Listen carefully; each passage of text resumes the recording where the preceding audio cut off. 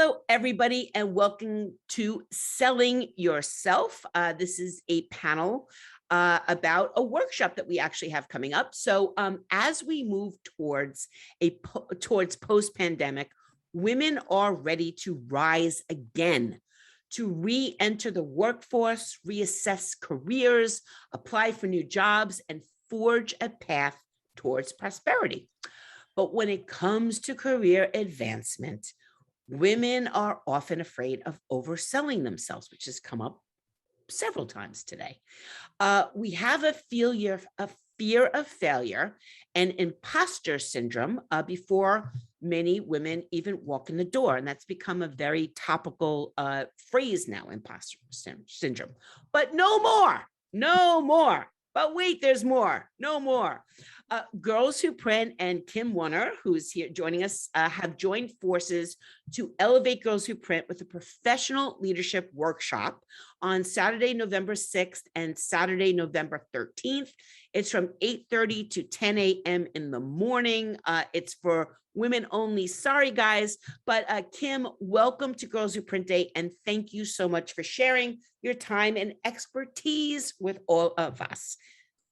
Yes, thank you, Deborah, for having me. What a great panel. I've been enjoying the day. What a killer lineup of women. Thank you. Thank you. And thank them is really it. I just posted everybody's information. Oh, okay, you guys got it too. There's lots of links to Kim in the chat right now. Kim, can you let everybody know who you are, what you do, and how you really, you actually reached out to us. So can you, just discuss all of that? Yeah, absolutely. So I am a transformative business and leadership coach, and I coach women.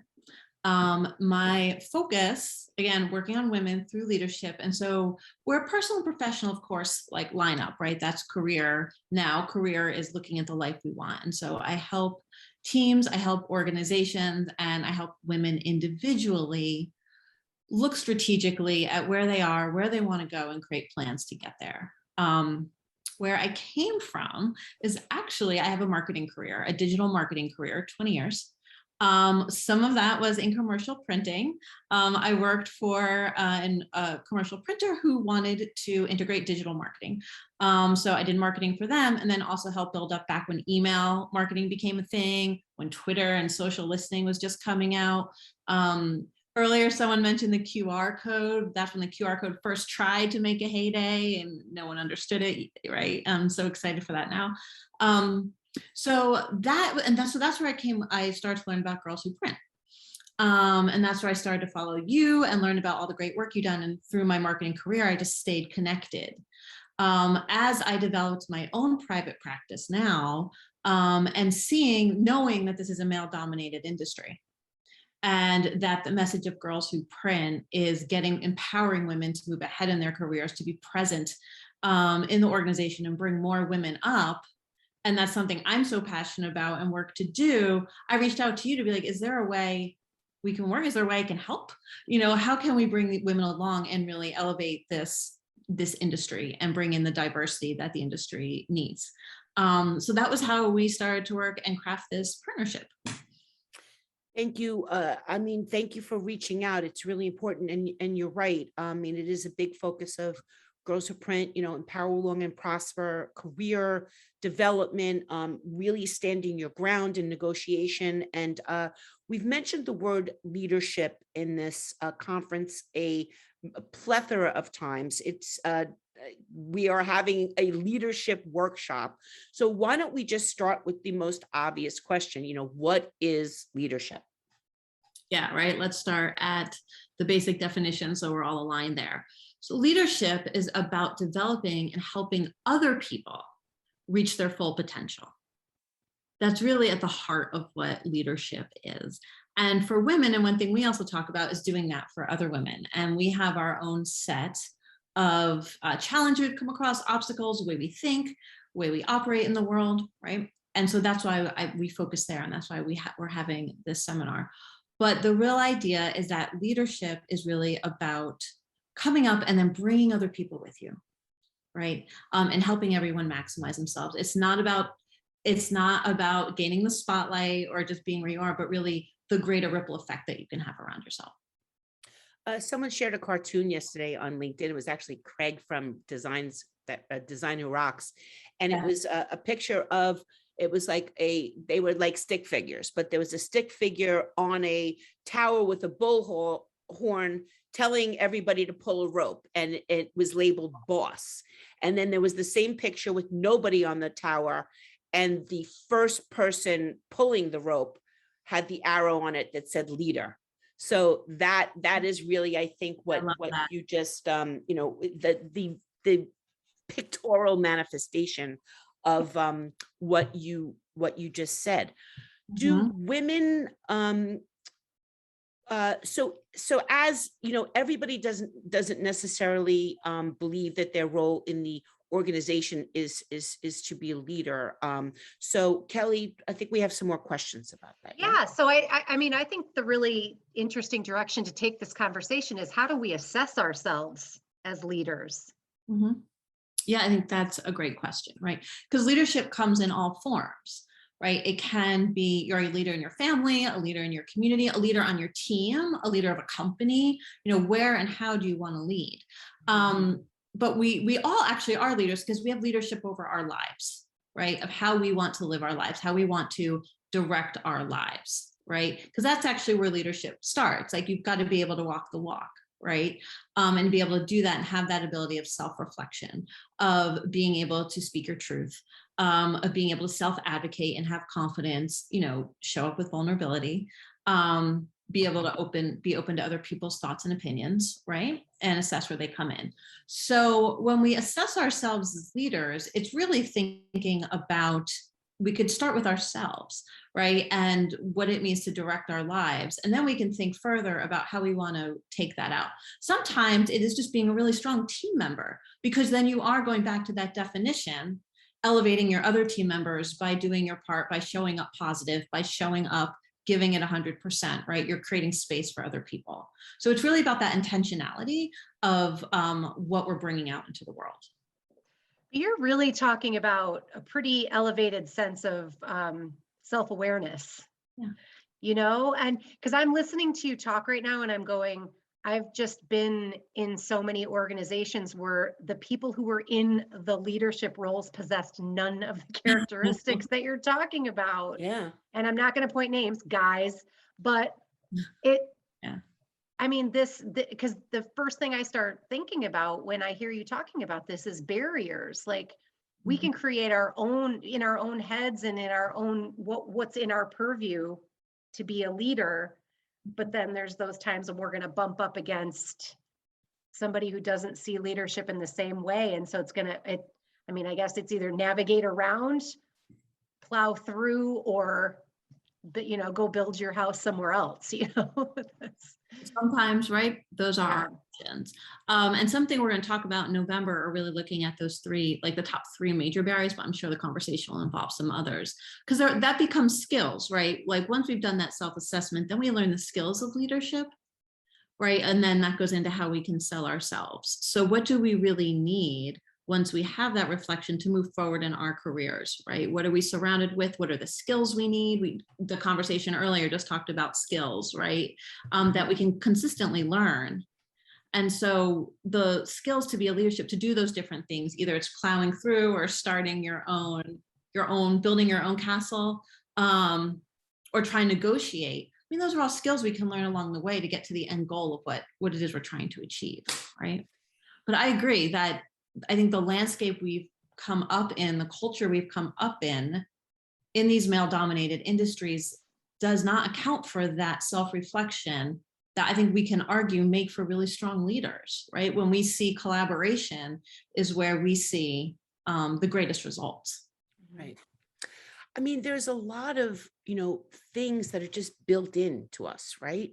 And it came up before that you know, a man is judged by their potential, and a woman is judged by her literal accomplishments.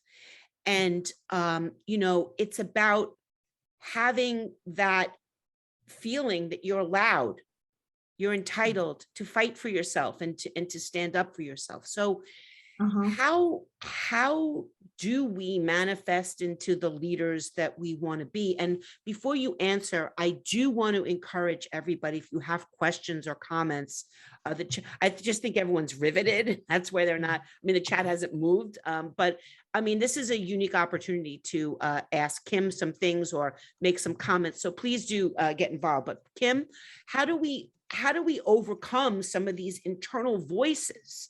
And that, by the way, it's not about women having low self-esteem or anything like that. It's, to your point, it's just the outside influence of the world that we grew up in. I mean, we now see that there's more research being done about the effects of social media on young women and things like that. I mean, it's only going to lead, I think, to more issues with this. So please comment. Yeah, I think we learn that those outside voices are exactly that, right? They're external. They're a culture we brought up in. So if we sit down and we ask ourselves, when we're looking at promotions, when we're looking at opportunities, and we have that inner voice, how that looks exciting. I would really like to do that. I could do that. I could help. I mean, that's truly who we are, right? That's our spark pulling us in the right direction. But then the voices come in that say, no, I'm not qualified, and we aren't thinking about the potential in the bigger picture of where to play, or we are, but we think it's out of grasp, or that's not the way to think, right? So the first place, like we said, to do that is this commitment to leadership, this commitment to ourselves and our career, that we want to move forward in a certain direction, right? We want it to look a certain way. And then we can make the decision of, well, then what's that going to take? Right. And then again, it becomes strategic and it becomes a plan. Is it a mindset shift that we need to work on to help some of those voices that are in the way? Is there a skill? Like we just talked about digital marketing. If you're in print, but marketing, well, maybe need to go take a shop on how to do Instagram marketing, right? It's just a skill you need to learn. And so I think with that commitment, then you can engage in the behaviors to move forward. It's really just, it's strategy. It's not beyond reach. Excellent. We have, Kelly, I think we have a question. Yeah, we do. We have a question from somebody, and I think this is probably something that happened to a lot of people during COVID. You're plugging along, you're doing your job. If whether you're in sales or some other, part of an industry, and your performance is going along pretty well, and then COVID hits, and everything that you defined yourself as being successful falls out. The bottom falls out because there are no sales, there are no customers, there is no anything. And so that might be some kind of a hamster wheel of imposter syndrome, and starting to have starting to think like, now I don't have anything I have no way of measuring myself. I have no way of saying whether I'm doing a good job or not, because that's just gone now. Yeah. So how do we stay? So the question really is, how do we stay grounded, or how do we stay, I don't even want to say positive in a circumstance like that? Yeah, right. That's very challenging.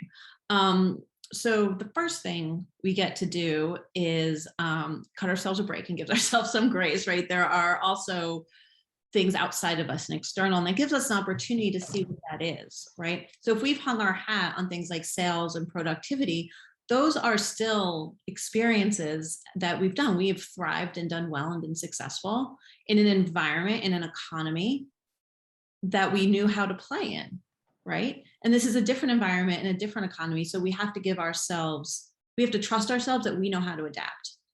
And that's going to be okay. So if we need to justify, if we need to come forward and say, look, this is what I've done, well, we still have those experiences. But there are also other traits when we take away the actual numbers, right? The sales, the things. We can also sit back and say, I know I'm a leader, and this is how, right? Because I've managed to get through this last 18 months with a team intact. I know I'm innovative. I'm looking for different ways for us to grow. You can look at the other skills other than the tactical things that went away that we have no control of. We still possess those skills. So it's a reframing of the bigger picture of what we bring to the table, because we aren't just our sales, we aren't just our productivity. That is indications that we're successful, but there are a whole lot of things that go into that. And so we have an opportunity to look at that whole picture of our value, right? And truly the expertise that we bring to the table. Yeah, we kind of breezed over imposter syndrome, and it's just come up a few times. So I was just wondering if you could just circle back and put a little more meat on that for people. And we're not going to solve it right now. We're certainly going to be a big topic of the workshop, but I don't want to just skip over it. Yeah, no. So imposter syndrome, I think most of us have suffered from it in one way or another. That is, I'm not going to apply for a job. I don't think I'm qualified. It's, I can't walk into the room. It's that I don't raise my hand at the table, right? That I don't know what I'm talking about, or I don't deserve to be here. And that's a very internalized message that most women have and we've come from. And if we don't have that, A, we're lucky, or B, we've done a lot of work to recognize it and see it for what it is and work through it, right? And Can so I just ask you, before it was called imposter syndrome, did it manifest in another way that most of us know? Is it was just I'm a loser, I'm a pretender? I mean, like what was it? yeah, It's not new. no, it's not new at all. It's It just something has a really good marketing name to it now. right. It's just been labeled now as imposter syndrome. Yeah. I read an article that said, can we just please stop saying we have imposter syndrome so that we can quantify it when it's actually bigger, a cultural endemic problem, Yeah. right? It's not just a diagnosis. It's actually a way we've been built. So if you want to ask what came before it, well, we can see what came before it was women not as executives. It was women not having careers. It was women being unhappy, right? And not saying something about it and not being able to step forward because it was just so ingrained in how we were. So that's kind of where, that's what it looked like. It does still a little bit now, but things are shifting. But the actual, you're right, in that it is newly diagnosed as that thing, but something that resonates to all of us in some different way, shape, or form. And how do we move forward? Because then we also pair that with our ageism, right? That's out there. We pair that with women who might have, been home raising kids. We see that in COVID, where women have had to opt out of the job market. And so now what do? I can't work if I'm home with kids, but maybe I could, where the gig economy starts to come in helpful. Right. And we can talk a little bit about that in the workshop, about different work configurations that work for us. Right. And that's part of leadership, is being able to say what works for us. So going back to imposter syndrome, sorry, I got off track. These are all great topics. So many of us have that. And so it can come over, but again, it's a skill. It's being able to observe when we're not raising our hand, when we had the impulse and we don't. Or when we say, no, I don't think that's the best way, or maybe there's another way. So it starts with that self-observation, that when it's happening for us, and then learning the skills to actually step forward. And once you do, it's like building a muscle, and it becomes your way of being in the world, right? It's just, yeah. I think a lot of it has to do with fear, fear of being thought of as stupid, or fear of being thought of as less than, or she's only here because she's a woman and we needed one of those on the team this month, and in the simplest form of echoing what you're saying, I can give a personal example. When I first started Print Media Center, and then I was like, I had to blog, and I literally was like, what? I'm like, who the F gives an S about anything I think about anything? This is not, I am not doing it. I'm not putting myself out there. I don't want people, judging me on it. And it was ridiculously hard to overcome. And I'm just going to share a little information about how I overcame it, because I think that the example can be, retrofitted into other people's things. I started off by finding things I thought that other people would think were interesting. And then I added a few comments to it about my thought on it. Like, hey, this is really cool. And if you're a designer, I think you'll think this is cool too. And here it is, and then I would just link to the article. So I didn't have to write the article. I didn't have to, provide any other information besides why I was sharing it and for that reason. And then what I started to feel more comfortable, because some of the feedback was, thank you so much for sharing that article. It was very interesting. Do you have any more? Do you have anything else like that? Do you have any information? Do you know someone who could help me do this?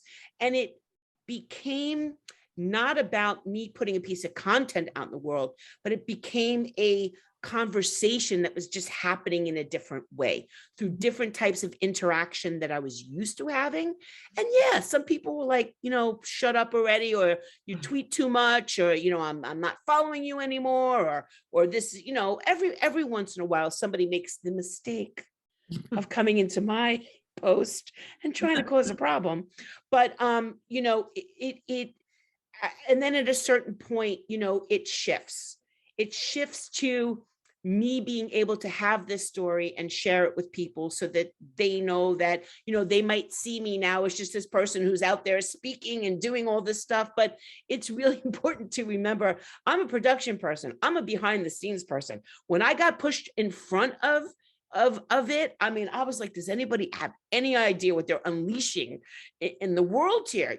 This is not what I'm supposed to be doing. It's not what I'm comfortable doing. But I found a way to make it comfortable for myself. And then I just sat in it, that what I was doing was having an impact on other people. And then no negative, anything could keep me off of that mission. Kelly, anything to add to that? I love everything that you're saying. And I do understand at a very core level how much of this is external. I still having presented dozens of times and almost consistently having people tell me, I really like what you have to say. I watch your videos and things like that, where without fail at the end of an engagement, I'm always like, was it good? And even, wait, I'm sorry, you mean internal, not external? Yeah. Most of it's internal. Okay. Well, I mean, there's a lot of external good stuff coming toward me. Okay. But yeah, what's going on inside of my head is still, this probably wasn't that good, and so I'm looking around me to say, like, was it good? Did you like it? Was it worth it? Are you happy? And that's so, for me personally, anyway, it's very baked in, but I just witnessed it yesterday with a 25-year-old woman who sat in these sessions with me. And almost every time she spoke, correct me if I'm wrong, or I'm sorry. Mm-hmm. And then everything that came out of her mouth was brilliant and correct and insightful and helpful. And I just wanted to be like, oh, I just wish you weren't, I wish you weren't apologizing. I wish you weren't saying, correct me if I'm wrong, but that is very baked in. Mm-hmm. I feel like, and you don't typically hear a man say, correct me if I'm wrong. I can't remember the last time I heard a man say that. Yeah. Kim, we were having this conversation the other day, actually, where I've actually stopped doing it. Where I caught myself on the just the other day too. Yeah. So I'm sorry, but if you don't mind, could you help me with this? Mm-hmm. And to your point, Kelly, I have never received an email from a male that starts off with any apologies, any if you can get to it, there's clear information, succinct information. And here's what I need, and bye, I'm going to do whatever I'm doing. And I'm not even caring about this anymore because I gave it to you to do. And, I read the other day, somebody said something about, everything after but in a sentence is bullshit. So stop with that. And then Kim, you mentioned that women also use the word just to qualify. I'm just, wondering, things like that. So it's very interesting that it's coming full circle. So can you comment on that and then share some more information about what we're going to learn at the workshop, and then we can provide more information about that and wrap up this session. Yes, absolutely. Two things. One, Deborah, your example that you talked about imposter syndrome, that I love what we were talking about is that you started in a way that was comfortable and you took steps and you built the muscle and you got feedback and you kept going, right? And that's what we're talking about, that exact process. I just want everyone to know it wasn't an instant process. It took a while. And even now when I write blogs for my newsletter, I'm like, will anybody care about this? But go ahead. Yeah, no, it's an ongoing process, right? There's never an end, right? It's an evolution over time. And then parlaying into the conversation about the words we use and our vocabulary, and that it's how ingrained it is that it's designed to keep us small. Like the word just it makes things smaller, right? Like, I just want to, it's just that little thing, right? No. But someone had to point that out. And since we talked, I have reworded sentences using the word but. I reconfigured my sentence. I put a period in what I was saying. I took out but and started again, right? And made it declarative. And that act felt very good. It felt kind of good. Thanks for that conversation. I know a woman who replaces but with and. So it's kind of that, it's like an improv thing, right? Yes, and. And it's very effective. Yeah, 100%. Before we get into the workshop, there is actually a question. So I want to throw it out to you. Do you think that some of women's ways that we are more inclusive and collaborative? Yes, I do. Absolutely. I think that is a brilliant strength of ours, is to be inclusive and collaborative.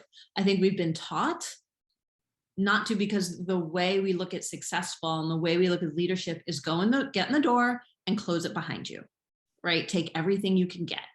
And we don't need that anymore. I think being inclusive and collaborative goes back to that definition of leadership, where we are elevating the people around us to be the best they can. That's a true leader. Those are the people who are going to follow. Those are the people who are going to listen. Those are people who are going to want to be in that big room with you. So absolutely. And I do believe that our ability to be inclusive and collaborative is hands down one of our biggest strengths. I just put a link to the workshop in the chat, but so just to reiterate, the Growth to Print it's a leadership workshop being led by Kim. Oh, now, of course, now questions are coming in, and we will get to that, Anna. I do like the questions from the audience, the most important to me. As a matter of fact, I put the link in, everyone can check it out. Like I said, it's 2 Saturday mornings, November 6th and November 13th from 8:30 a.m. to 10 a.m., which means Stephanie from France can join us if she wants. There is a $50 cost to the workshop, but students are $35. And this is women only. It's a safe space. We're not recording the workshop. There will be no replays of it. Everything that happens at the workshop stays in the workshop. And like I said, I already pasted the information. So can you just share just a bit more about what everyone can anticipate learning there and discussing, and then we will wrap up for the next panel. Absolutely. So what we're going to do is we are going to look at these barriers, right, that we talked about that stand in our way of moving forward in a leadership way, and we are going to smash them. You're going to take the top 3. We're going to have some conversation. I'm going to show you some data. We're going to talk about stories, and we're going to smash them. That's going to kind of be part 1. And then part 2 is really looking at what your talent stack is. What I call your talent stack is not only the skills of your experience, but also the things we're talking about, like being able to lead a group, being able to bring in collaboration, really what your value is, right? And then we're going to do some exercises. We're going to talk about your next move. We're going to talk about salary expectations. So part 1 is smashing what's in your way, and part 2 is getting ready to go for it. Excellent. Kelly, any final words? Well, do we want to try to get to this question, or do we want to say a new question? Oh, yes. I'm so sorry. Yes. Anne, my apologies. Please, let's ask Anne. So how do you inspire others to become open to hearing new ideas? How do you teach mindfulness and how to act with intention? Big question. Big question. Yeah.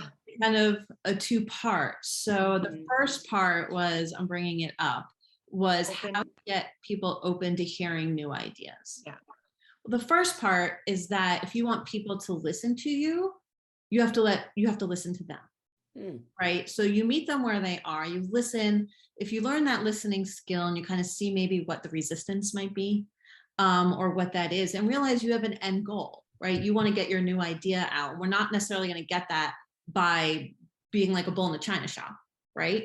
But we can do it by meeting people where they are and talking on their level, right? And sometimes people may or may not agree, it doesn't matter, but you're defining your end goal, right? Which is getting people to know. So it starts with that listening skill, and having those conversations. And then the next piece there was what the act was, how do you teach mindfulness and how to act with intention and proactive? What a great question. I teach a lot in the idea of taking action versus having a reaction.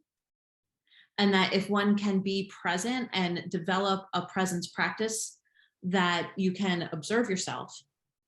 And then you take a moment and you can kind of assess what's happening and where you want to move. And that's where that proactive piece is, right? And that mindfulness, but it really does come with a practice, which I've learned to develop over time and teach other people to do. Which doesn't mean, hours, meditating in the woods. It's, 5-10 minutes a day. So I would say you start with some kind of practice that's going to channel you and center you in so you can observe what's happening and pull the emotions out of it. And then take action to move forward, which actually does go into the first conversation of how you get people to hear your new ideas, right? I am more than happy to talk further. I don't know, Deborah, if there are other questions that come up or a topic I can expand on, I happily put a post in Girls Who Print on LinkedIn or whatever it is. Or just come to the workshop and we'll answer all the questions. Or just come to the workshop, right? That's another great way to do that. Yeah, exactly. And we do have some interest and it's going to be great. And it's just the first of a hopefully long relationship with Kim and what she brings to the table. And, as I mentioned this morning in the welcome, I'm really excited to bring a new voice to the Girls Who Print ecosphere here, who really is focusing on something that is so important right now. So many women have been displaced from the workforce, and we have to get back in, and we're not going to get back in being nice. We need to get back in kicking and screaming, which is pretty much what my keynote presentation is about. But right now, Kim, thank you so much. And Kelly, you are actually leading the next panel. Yes. I'm going to turn off the recording and then you just let me know when you are ready to go. All right. Thank you so much, Kim. Thank you, everybody. And thanks, Kim. we're not going anywhere. See you in November.